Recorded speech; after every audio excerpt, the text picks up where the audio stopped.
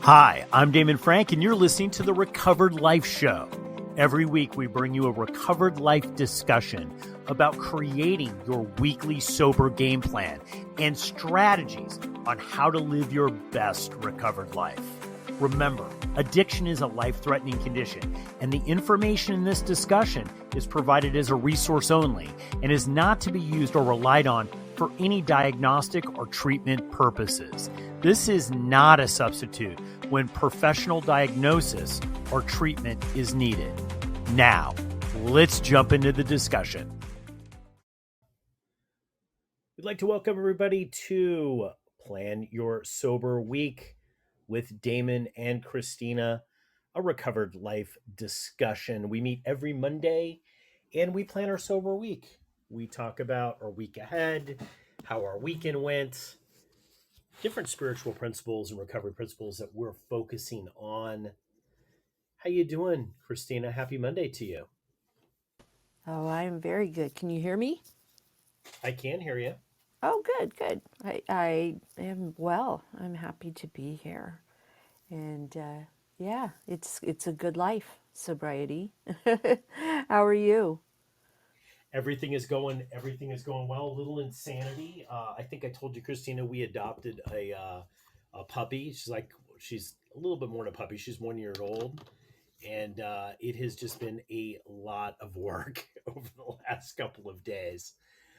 So I have had my hands full, and I have been trying to exercise patience and also a large amount of energy.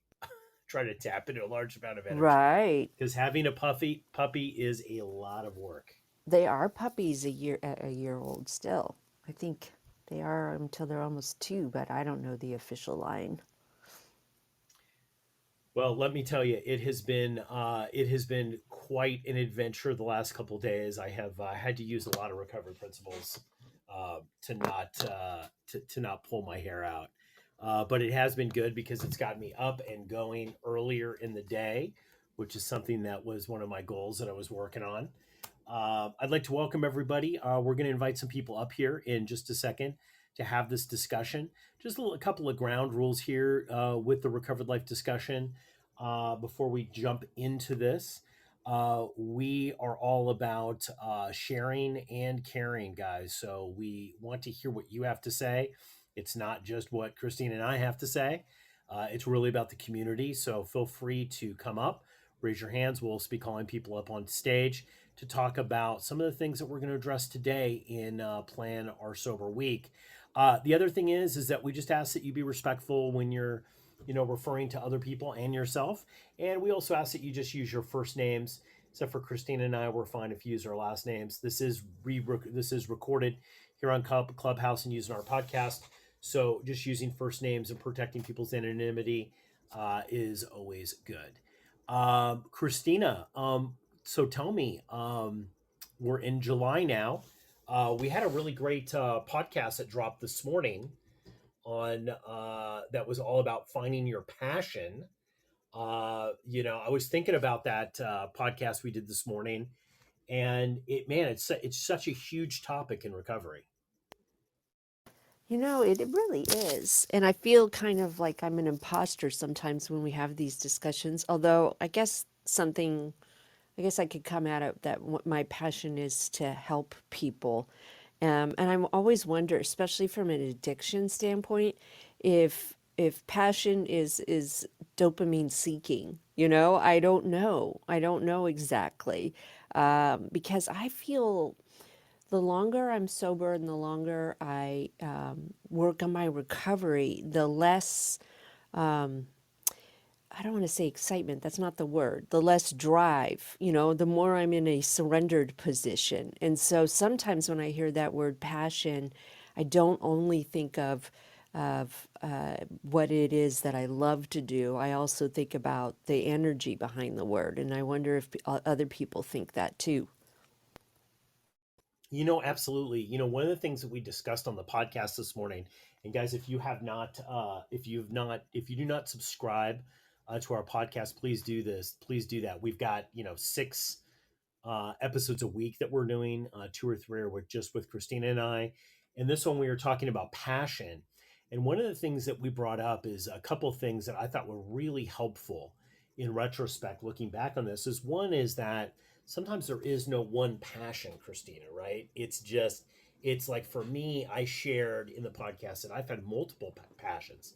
And sometimes passions have, I shared one on the podcast of a family project that we're working on, that sometimes passions have a beginning and an end for me, right? Like, I'm excited and I'm passionate about it, and there's a period of time, and then it's kind of complete with that. Other passions I've had, like service and recovery and stuff, they've lasted a longer time. Some of my business passions that I've had or hobbies have lasted, a longer time.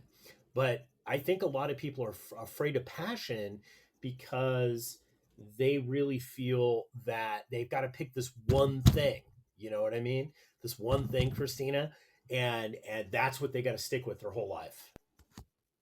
Yes, you're right. You're right. I can remember, you know, I'm 50, almost 53 this year, and I remember being told, find your passion, you'll never work a day in your life. And I just don't think it's as simple as that. I love that you're bringing up the time constraint because maybe that is something, no, there is no maybe about it. That definitely is something that I thought that it had to be the thing that I was going to do for the rest of my life. And I think a lot of people, when we get into recovery, we become passionate about recovery. And like you said, that doesn't necessarily go away. But yeah, there's a lot of times where, we have these interests and hobbies. And now people on average are having 3 careers a lifetime. So I hope that's changing. I think it's good. It's a good conversation topic. Yeah, and I think I saw something online. It said that something over 90% of Americans had a side hustle that brought in extra business, right? Yes. So I think people are learning, especially with the pandemic. I know that I'm recording this right now out of my home studio, and I'm dealing with the dog, dealing with life, dealing with the family, all simultaneously, right? So multitasking, which sometimes is the killer of attention, becomes, part of our day to day lives. So having multiple passions is, I think essential.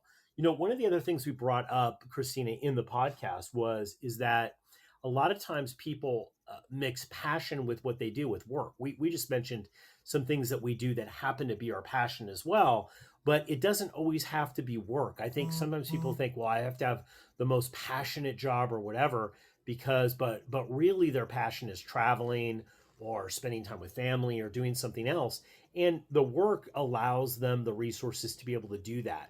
So I think a lot of unhappiness comes with commingling these things, and then we find out a day-to-day life when we just have to show up and do the deal, right? Well, we just don't feel a certain way, so this might, not be my passion anymore.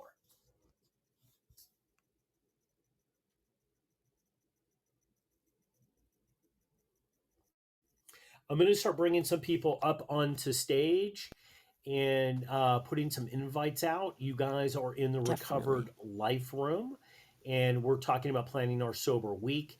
We go over kind of things that we're focusing on. One of the things I'm going to be focusing on is what we said in the podcast, which is finding my passion. Harnessing into my passion, doing things that I am passionate about, making sure that I'm carving out time to be able to do that. What other things are You you know, working on this week, Christina? well, real quick, I want to share. I thought I was unmiked a few minutes ago. I'm an amateur on Monday mornings, but one of the things that I found interesting because I wanted to look it up. What is the definition of passion? And I think it explains why I get more nervous around using the word. It's a strong and barely controllable emotion. And I'm like, okay, I don't know if that's my goal so much anymore, but I definitely want to enjoy and love my life. And, I love Mondays because we do sit down and kind of I put in the old days we used GPSs, put my kind of locator on what kind of week I want to have. And definitely this week I want to be able to still stay in the surrender mode and show up for my commitments, because even though there's a part of me that gets real lazy in the summer and wants to, when you were describing your life, I thought, well, yeah, that's kind of normal over here for sure. And working from home just means that you're doing both jobs at the same time. And so I always try to look in and take each day in a much more surrendered place. I don't have any huge projects outside of what we do here in Recovered Life, and I'm okay with that. I'm okay with that. Getting back to the basics every week. I know I sound like a broken record, but that's what settles me and that's what allows me to really be here and now in the moment. Love that. I love that. I like that you talk about basics. I did a volley today for our volley community. I did a little video volley this morning on the daily drink of something that I was working on. I've been kind of diving in a lot. I think, especially, in regards, one of the great things about being a coach is that you can, you can dive in a little deeper on topics sometimes because it's part of your work, right? It's part of what you're sharing with other people. Sure, it's our job. And it's our job, right? Is to dive deep and to go a little deeper. And one of the things that I've been doing too is that, I found that I went to a 12-step meeting this weekend and I was there and I found myself rather bored. I'm going to be honest. I found myself rather bored. And I felt like the whole room, it was an online thing. I don't know if you've ever been to one of these, Christina, where it's like part live, and this one takes place in a pub in Santa Oh, Monica. like a hybrid? So it's cool. They have like a tablet or something, and it's like on a swivel, and they're in a circle. So you're there with them, but they're also online. There's a lot of people online as well. And I found myself in the middle of it, people kind of going there a little bit, right? But they would refuse to go deeper, right? Right. Like they stopped at an area, you know what I'm talking about? And and I found myself now with my recovery more talking about the superficial stuff of recovery. Um, it's not that it bores me. Obviously, we do it, right? But I get a little frustrated sometimes because really, I think it's about the deeper conversations that really move your recovery forward, right? Like, we don't really want to get sober and be in recovery to just barely make it. You know what I'm saying, Christina? Like Right. that bugs me a little bit. Like that's always bugged me about recovery is that the just like I'm not talking about getting back to basics, but I'm talking about stagnation. Does that make Sure. sense? Sure. And just like saying things. Okay, I'm dancing a little bit because I get nervous when I don't want to sound like I'm hypercritical of a traditional AA meeting. They saved my life. But for me specifically, within a couple of years, I needed to find more conversations and more reality. I always questioned rooms that they were always, in the I got sober, and two things. Either I made it today and this is the best thing I did and this is all I need to worry about. That always felt a little unrealistic to me, though I do understand the singleness of purpose. But also the meetings that were like, nothing bad ever happens to me, and I don't struggle, and everything is okay. And I've never been much interested in either one of those meetings for a long period of time.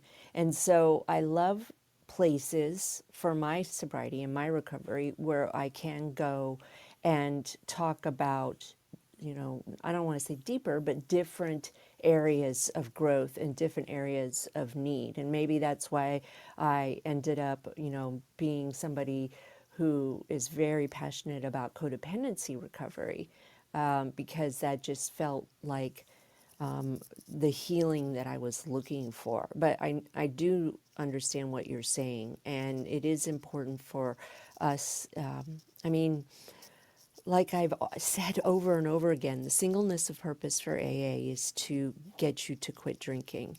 And I did that, luckily many years ago through grace and hard work and being willing to get straight with my history, but I wasn't going to stay sober if I just focused on that. I needed to have much more, many more options to go deeper. Yeah, and I totally get that, and I think one of the things that's interesting about 12 step groups, and again, I've been in 12 step meetings, honestly, where the whole thing has been very deep. They've dived down really, really deep. And if you didn't go there, they didn't want you there, right? Like, so I think it's just finding the right situation. But I think one of the things about when you kind of harness your passion, you know what you're doing, you're on the path to recovery, right? Um, Having these conversations that are very superficial. And I also understand too that some people are coming in, they're not going to be able to handle the deeper conversations, right? They're still in the conversation of should I drink, should I not drink? And I totally understand that. Like, and I think that that's a good thing to have. Somebody was there for me to be able to do that. But I think being able to kind of challenge yourself that you go deeper. One of the things that I was looking at is that one of the things I talked about with the daily drink today was setting your mood to match your vision, right? And why I think that's important is I think so many times we think we have a vision about what we want to do in our recovery, right? And it's, this is where we're going to be, this is who we want to be, right?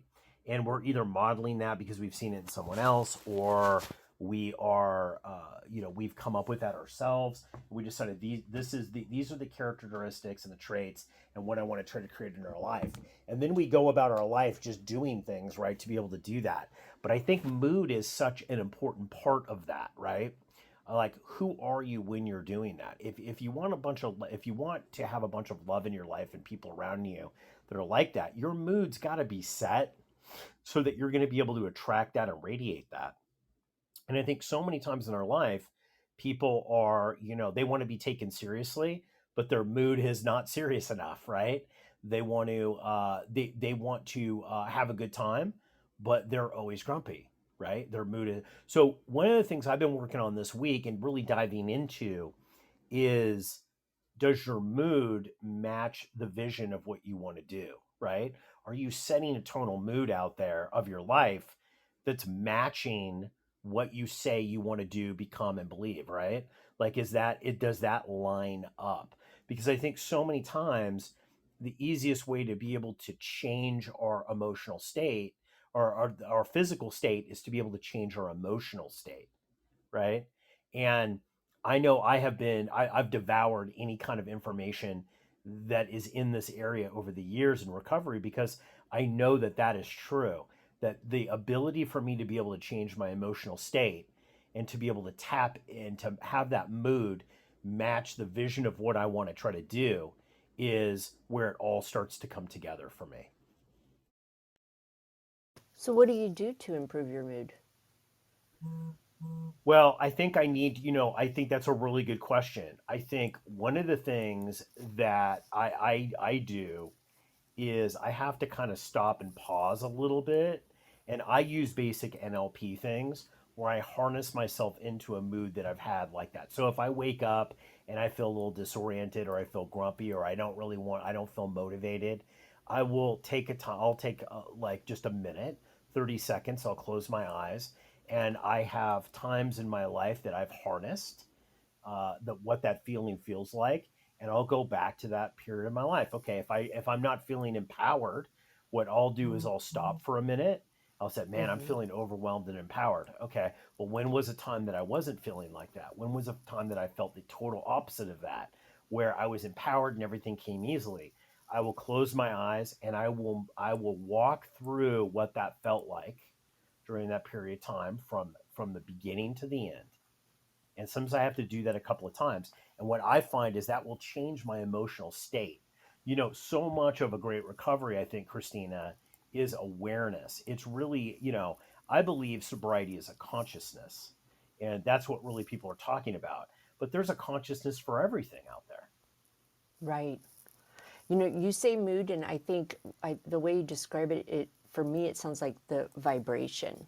You know, like, and I'm sure they're the same thing, and I just never thought about it like that. But I do that very similarly. Where and I think emotion includes motion, and it includes your physical stance. And I know, you know, I've watched a lot of information around, you know, doing things because I have a nonverbal son, and so one of the ways that I can help him is by, you know, modeling to him things that he can do with his physical body that will help him kind of you know, increase his vibration or better his mood. And you know, there's of course that famous TED talk that's done that has all the psychological tests behind it about doing the Superman pose.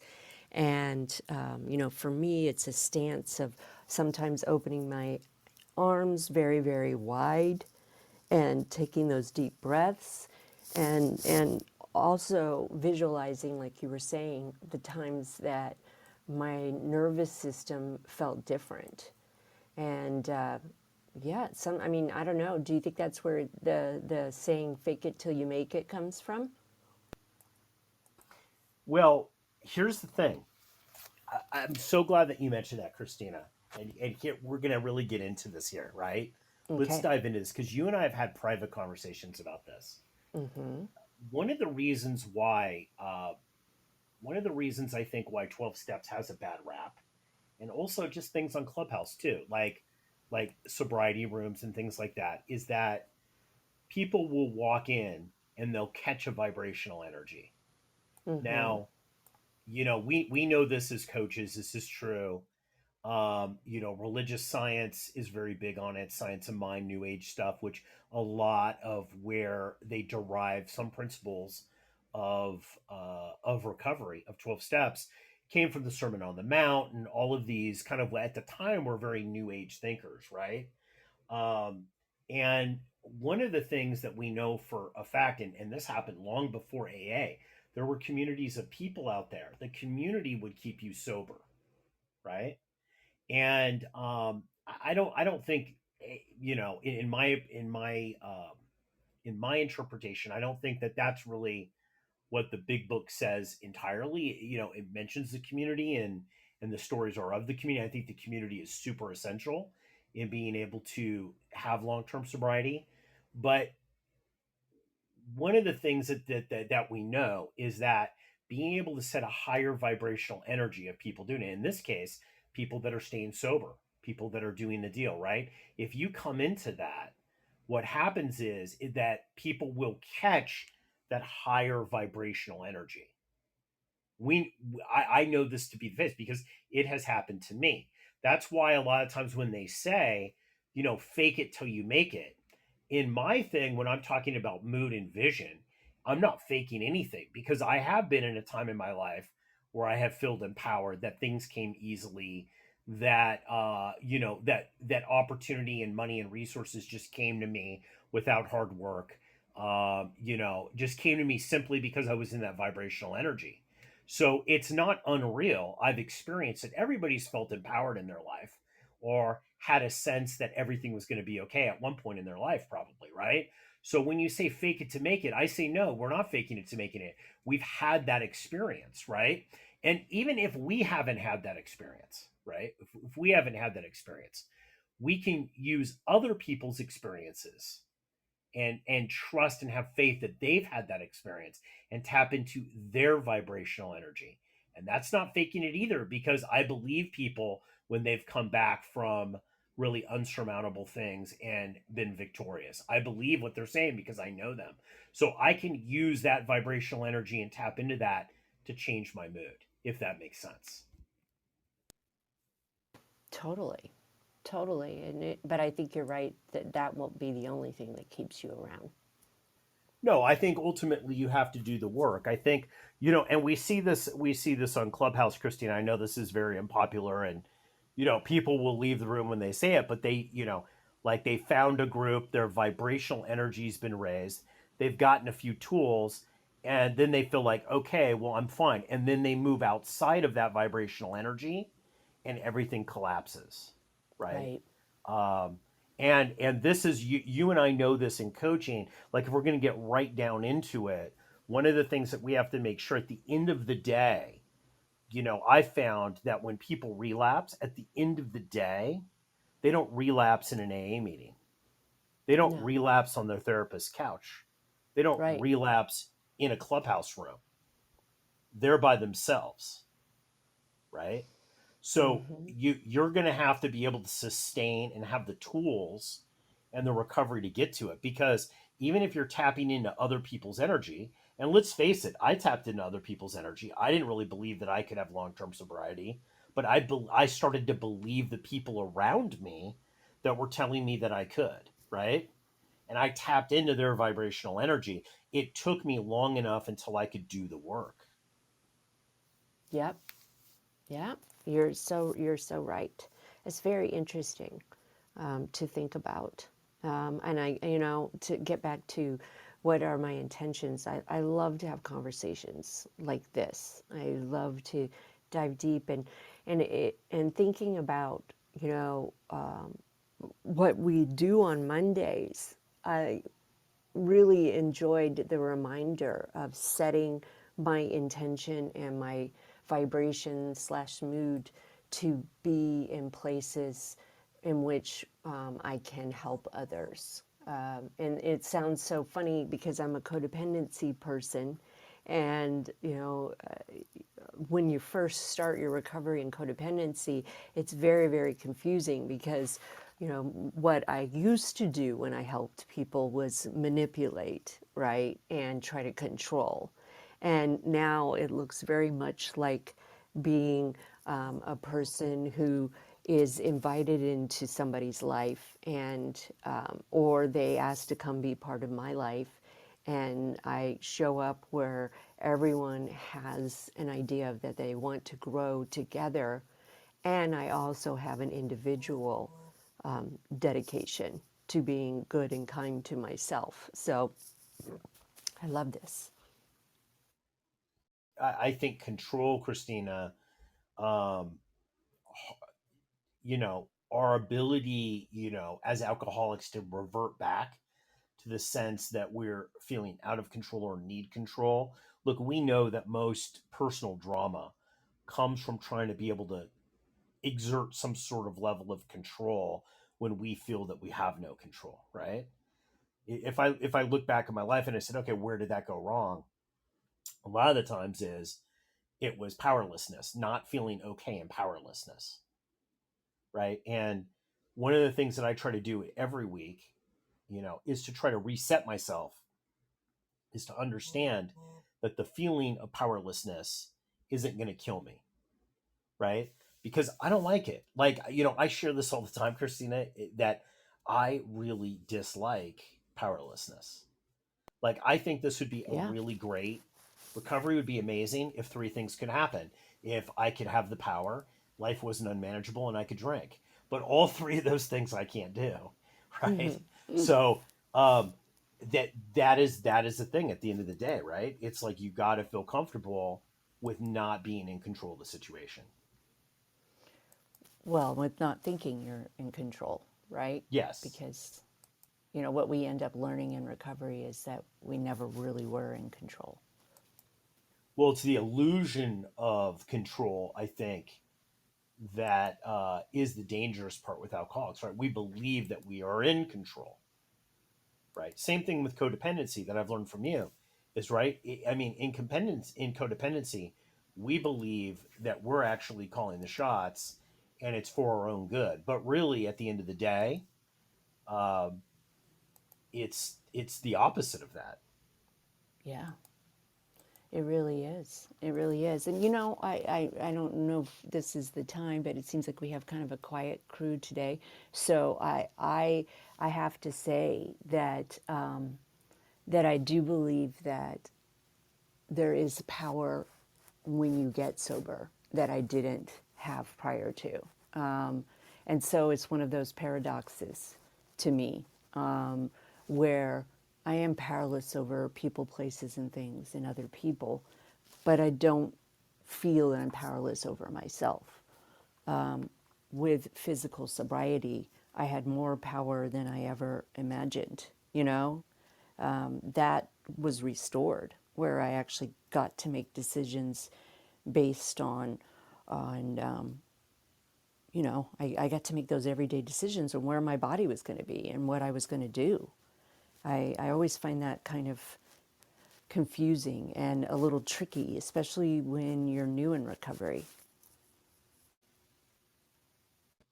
Yeah, I think look, the whole idea of powerlessness and unmanageability, I think, is at the core.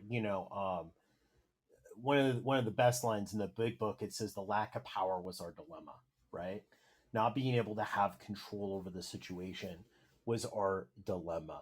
And I think we're always trying to find a balance with that. I mean, I could tell you over the decades that I've been sober, it takes on a different connotation, right? Powerlessness, really, when I first came in, had everything to do with whether I was going to drink alcohol or whether I was not going to drink alcohol, right? Unmanageability was exclusively, when I first came in, a conversation about whether, the wreckage basically of addiction. Powerless and unmanageability have nothing to really to do with those two topics when I talk about it now, right? So, one of the amazing things about these core principles, Christina, I think I'd left a message for you on this the other day. Is like one of the amazing things, and I say this on volley all the time. One of the amazing things about these core principles is no matter how long you've been sober, they reinvent themselves in your life. I find that to be pretty amazing. That's a heavy thought. I know we have Alexis up here, so I want to make sure there's time for everybody who wants to come up to share about your thoughts and share a little bit about yourself and let us get to know you if we don't know you and support you. But yeah, that's some deep stuff that you just dropped, Damon.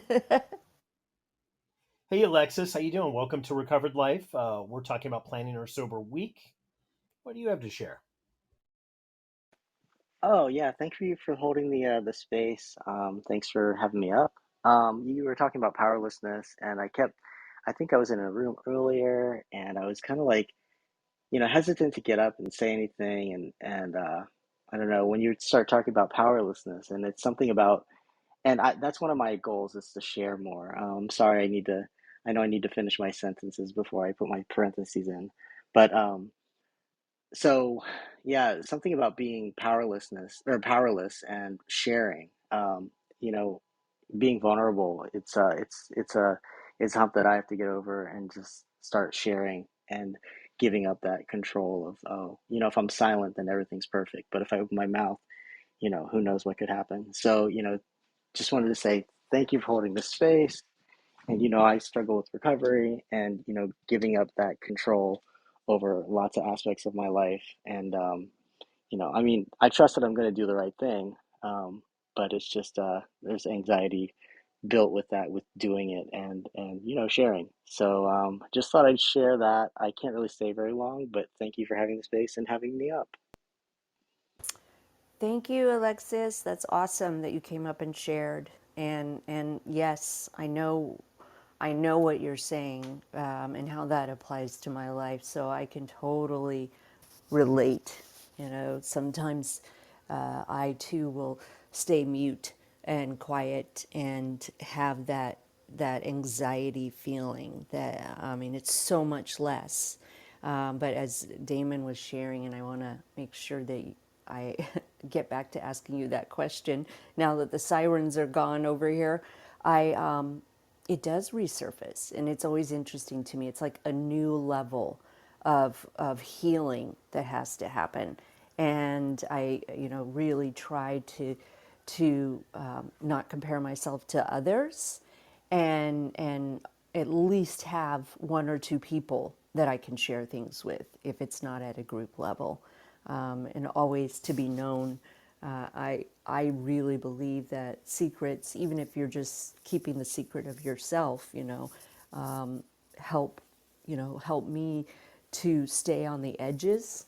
And so even having a couple of people that I'm very connected to when I'm in more of an introverted place and need to heal and protect myself for a little while is helpful.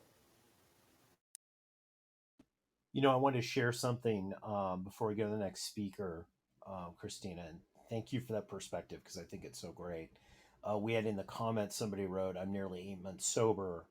For the last 2 weeks, I feel less powerless over alcohol as I seem to suddenly have triggers that I thought would not return." Wow, yeah, that is powerful, and thank you for that comment in the chat. You know, powerlessness with addiction, with an actual substance, I think is very tricky. Um, Obviously, there's this illusion that people that with addiction have that our fellows that do not have addictions don't have, right? So this seamlessly never ending ability to recreate the story that makes alcohol and drugs favorable. Well, it wasn't that bad. Well, it was just a situation. It was just because of these people. It was just the time in my life. Things are different now. Um, it was just because I was underweight, overweight, right? We have this ability, alcoholics have an ability to be able to recreate the history, and we all have a broken relationship with alcohol, right? And so I think one of the things that I've learned, and Christiane, I'd love to hear your thoughts on this because I think a lot of people that listen to the podcast, a lot of people in their rooms, they feel uh, uncomfortable saying that they've been sober for a while, but now we're starting to kind of think differently about alcohol, right? And sometimes it's like, well, maybe it wasn't that bad, or or maybe I can drink again, or what, right? I think this is an alcoholic trait. If we didn't have this, we would not be alcoholic, and I think that's the first thing. But I think really, this is a great time when these things have come up in my life to work on to work on that self talk and to be able to actually go into a place of acceptance. Typically, when things like this are happening for me, the feelings that this person shared, usually I'm in a place of non acceptance. Um, Christian, I'd love for you to share your experience with Sure. this. Is it similar to what I went through? Well, and for me, I use a different language around it. And first, I'm so impressed and proud of the person who shared that, because we don't talk enough about triggers in rooms of recovery. And I think it's important to remember that, the words of AA are cunning, powerful, cunning, baffling, and powerful. Or I can't think of the order that we put it in now. So what happens when you've been on the planet for a little longer? And I want to share that specifically, I have had years where I didn't have a trigger. I've had years. The longer I've been around, I can look back and say, wow, I really didn't think about drinking. And then, I recently last year went to a comedy show and was around people drinking. It's like a 2 drink minimum. And I remember there was a craving of mine, and I'm 25 years sober. And so I think it does happen. I think that what can happen next after it. So, like Damon was saying, you have to accept, I had to accept I am an alcoholic, and I heard that. And I remember the first time I shared it, I was mortified. Like somehow I mustn't be doing my recovery right, because people don't talk a lot about the, cravings unless you're maybe newer. And too, I did have this kind of idea that somehow I would be able to, like, that would be gone. You know, I had a period of 6 months, 1 year, or whatever, and it took me a long time to get to that place. I had cravings very, very bad in the beginning because I was around alcohol. It was my business. Every friend I had alcohol. And so there were times where it was very, very difficult in the beginning. And that, you know, I stayed in that business for a long time. I I want to say that the most dangerous part is that when shame enters into it. And so it's very helpful for me to have, like Damon was saying, the acceptance around that my physical body will crave alcohol, that my brain is very powerful, and there is an actual physical addiction that is going to stay there. Same thing, although it's not as deadly, but the same thing, you know, I used to be a smoker. And sometimes I wouldn't think about it all, and then I'd smell somebody light up a cigarette, you know, in the house next door, and my body would react. Once those nicotine receptors are put on, they're on forever. So I think that everyone has cravings, everyone has triggers. If you truly struggle with alcohol addiction, and that it's important to remember, you know, what needs to happen. It's like, for me, it's kind of like a friendly reminder that, oh, yeah, I got to get back into my studies, and I need to connect with a few people, and I need to get into some rooms and start saying I'm an alcoholic, you know. And that's the way I kind of look at it now. The shame that may come out of it is the most dangerous. And I hope that's helpful, but I'm really, really glad Absolutely. that we shared that. You know, I am glad that you mentioned too about the stigma around this because, you know, I found that in many 12-step communities or just in life, if you're an alcoholic and you're around people who are not alcoholics, even right, family members or friends, if you say that you have cravings maybe over 3 years, right? After 3 years, there's a little bit of a stigma I think people put on that. And I remember, like, I've shared here in Recovered Life and I've shared, you know, on the podcast that the worst time that I had in my recovery with cravings was at 16, 17 years. It was the worst, right? I had a really bad time at that time. And I'd been years without what I would consider bulletproof, right? I wasn't bulletproof, but it felt like it, right? And then out of nowhere, these things came. And I think one of the biggest things that I learned from this, Christina, was that, and I hope anyone that's listening to this really grabs this because this will save you a lot of heartache. Is I beat myself up. I started telling myself, well, if I'm feeling these thoughts, if I'm feeling these things, something might be wrong. Something's wrong with me. I'm not doing it right. And it took me it took a lot of convincing from people who had way more time than I had to set me down and be able to say, listen, um, this is our experience with alcoholism. There is no time limit. What this proves to you is that you're still an alcoholic. You have a broken relationship with alcohol. You had it when you were drinking. You had it probably before you started drinking. You had it when you came in and quit, and you have it now. My relationship with alcohol, how I view alcohol, will always be warped. I don't think about, you know, if I ever think about alcohol, I don't think about, hey, I'm going to sip a glass of Chardonnay and watch the sunset. I think about how much alcohol can I get and how much can I drink and where can I go secretly do it, right? Like that's still like if I have a flash in my mind, that is the flash in my mind. And I used to beat myself up for that. Now I look at that kind of in my third eye and I say, "Oh, right there, that's alcoholism. Check that out. That's alcoholism." I define it, right? I define it and label it as alcoholism and I make it so not personal. Yes, it's happening to me, but it's not me. That's alcoholism. And my ability to be able to identify that has gone a long way. And I don't spend weeks and months and years if I have alcoholic thinking beating myself up for having alcoholic thinking. I move into the solution and into that vibrational space where that does not exist. And so I would just encourage anybody, if you have this, if this is part of your sober week, planning your sober week, is to take a pause before you take the club to yourself, just to identify the fact that you can identify that that is alcoholic thinking means that you are in your recovery, you're doing your recovery, and your recovery is working. And welcome to Recovered Life Discussions. Plan your sober week. How you doing? Hi, Anne. Hello, hello. It's good to see you. I'm yeah, good to see you guys too. I missed the room actually here and there.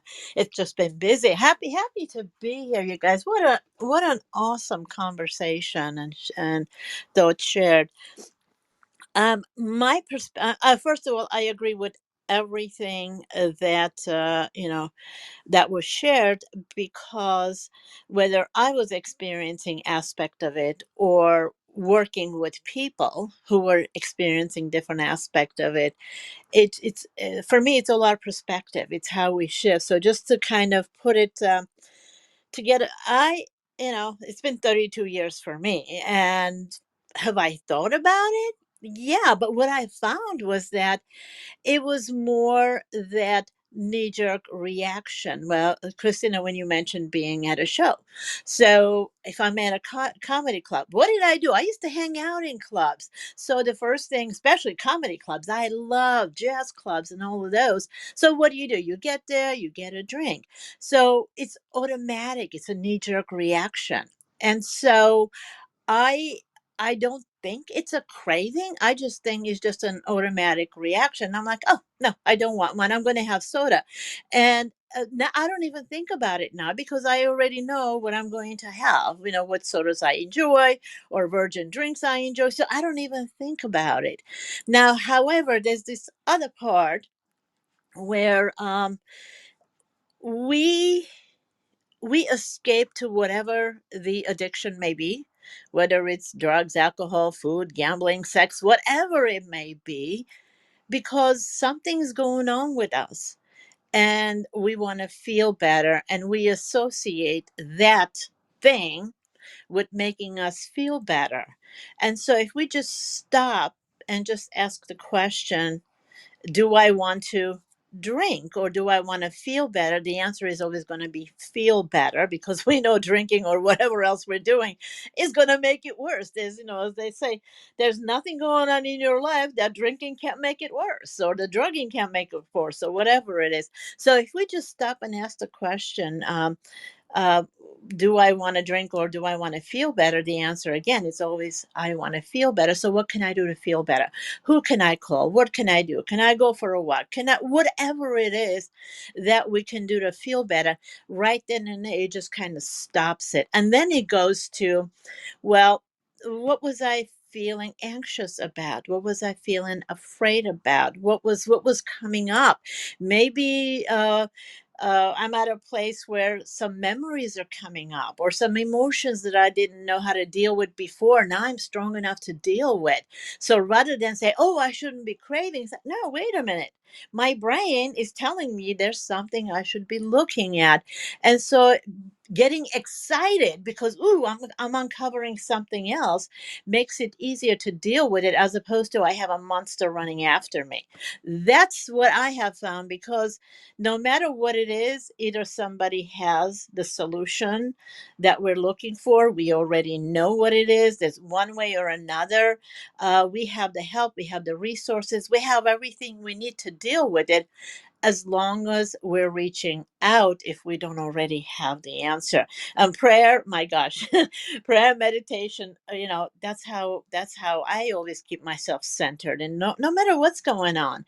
I'm dealing with some big projects right now. It's like pretty big, and I'm relaunching my business. I'm like, oh my god, do I really want all this? Do I really want, and other aspects of my life? So there are a lot of shifts happening. But I will tell you, it's whenever I'm feeling, and like right now, as soon as we hang up, I'm going out for my dance walk because I know walking and listening to music is going to make me feel better. It's going to distress me, and I will come back and I will tackle this whole presentation that I'm putting together. So bottom line is that it we just it's just emotions that come up, and how do I deal with it is the question, and knowing how I deal with it is the answer, and then knowing what to do and just doing it. Anyway, so that's what I have, and back over to you guys. And that was so great. Thank you so much. Christina, didn't this remind you what Anne said is exactly how we started Yep. this with changing your mood and changing your emotional state, right? Like if we look, how many people have you coached, Christina? When you're looking back, I'm looking back on, people that I have worked with where I've gotten the call with, I'm going to pick up in the next 10 minutes, but I'm calling you out of courtesy before I do that, right? You know what kind of calls I'm talking about, right? Sure. Christina, I these calls that we get. And what I've realized is by changing my emotional state, helping people change their emotional state, their desire for alcohol and to abuse themselves diminishes and starts to evaporate. Have you found that to be the case, Christina?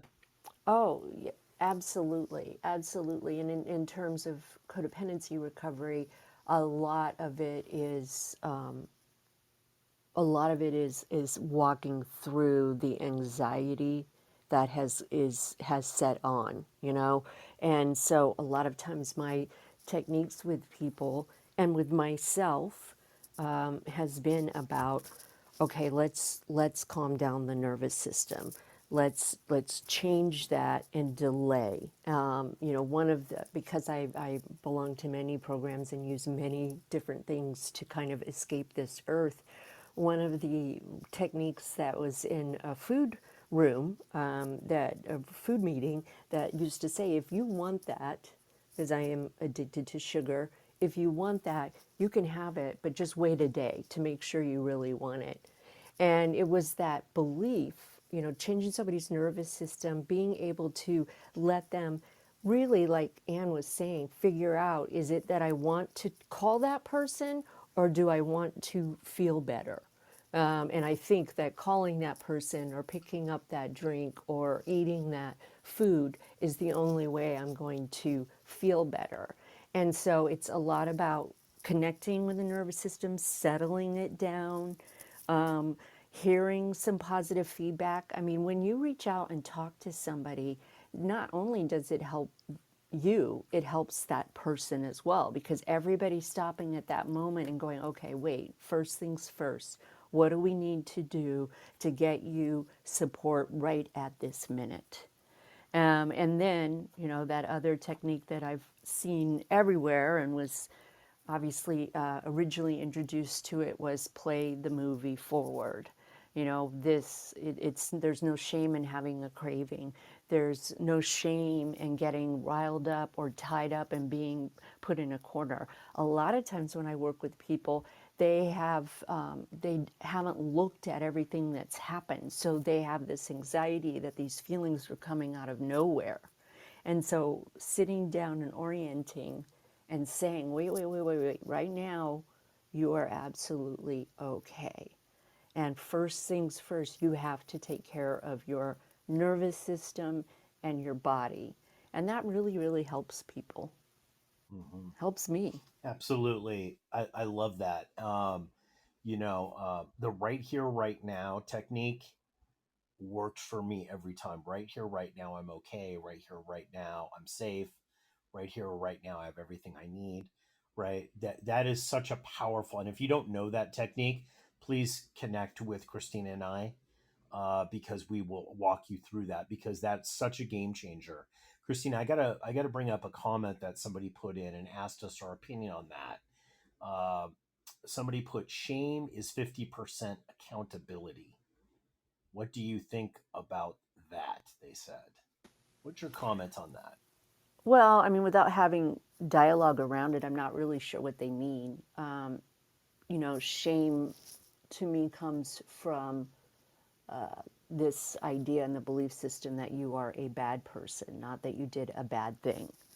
And so, I really believe that every person and on this planet, including addicts, you can trace back tragedy and and all kinds of terrible things to the one person who had shame to begin with and didn't know how to get help for it. So it doesn't make much sense to me, but I might be thinking at it from a different point of view. I believe that shame is an internal belief system that we have no value.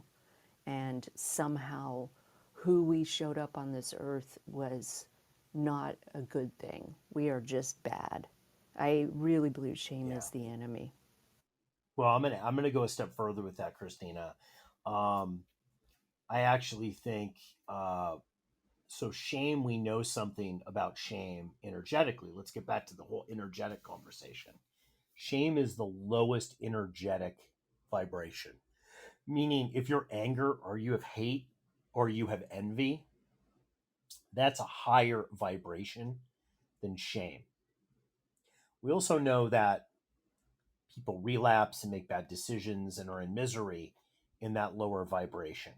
So for me, I don't want to link accountability to a negative vibration, a lower vibration. I want to tag things in my life to a higher vibration. Because one of the things about the difference between shame and regret, or shame and feelings about yourself, is that shame is a feeling about who you are, not what you did. It's not about guilt.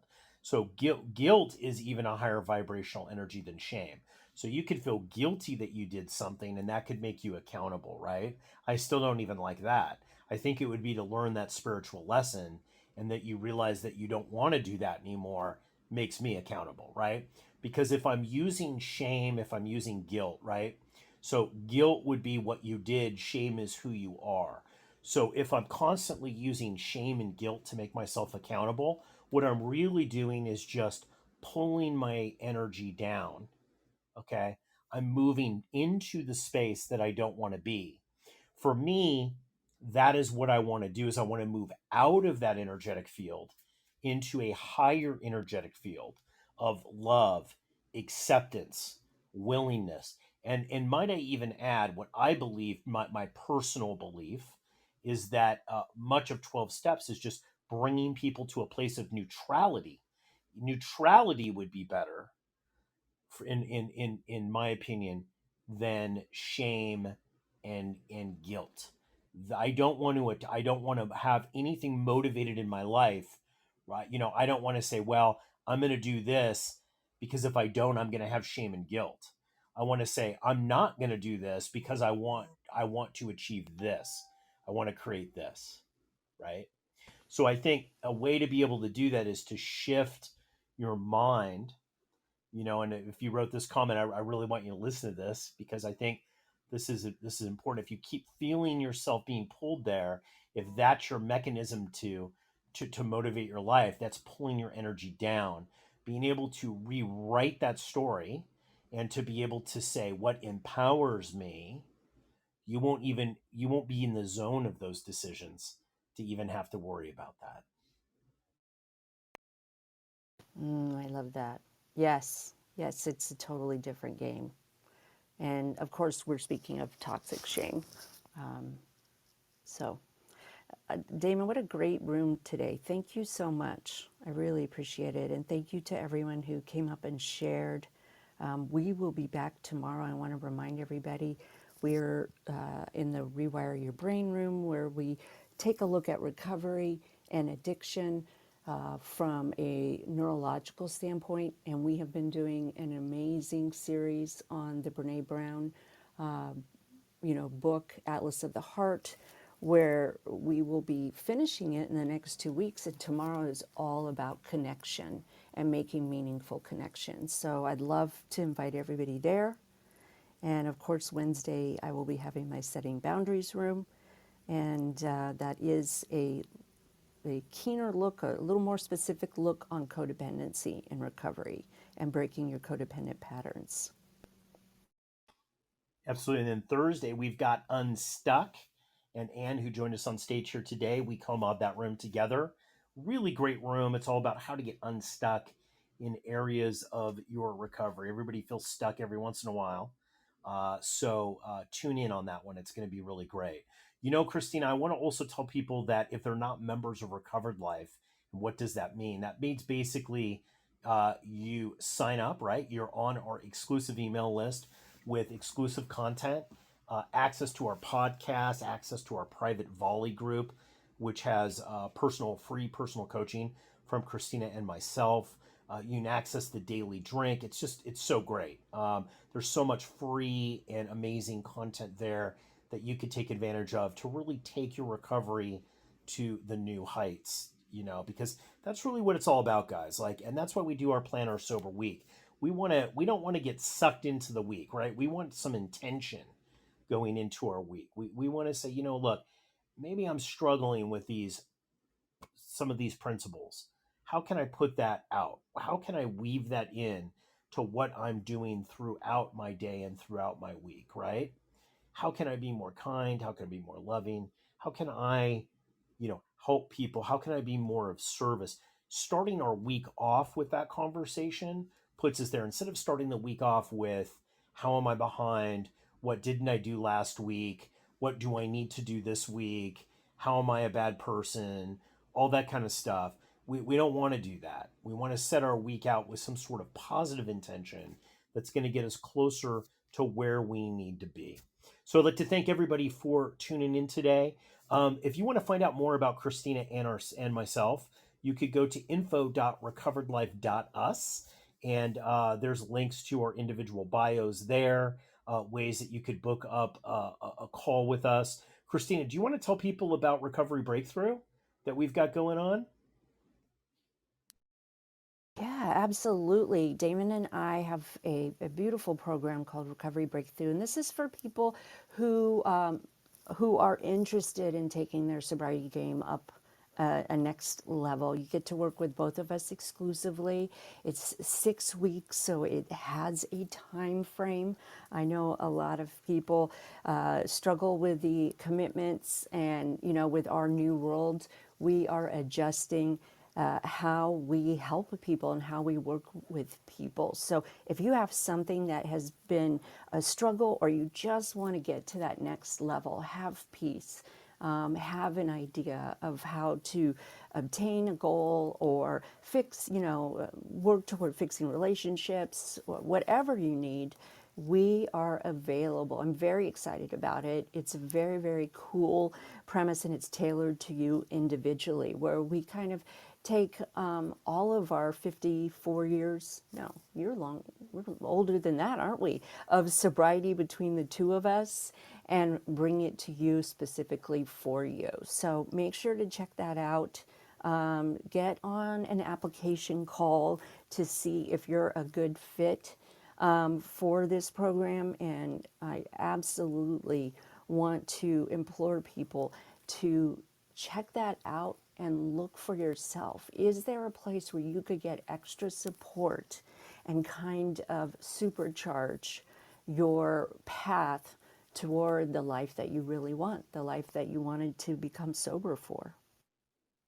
Kristen, I wish I had this when I was in sobriety, because sometimes we get stuck, and I think one of the cool things about Recovery Breakthrough is, look, how many times have we woken up on a Monday morning, Kristina, and said, man, this is on my to-do list again. This is on my this is on my list again. Like, I haven't done this.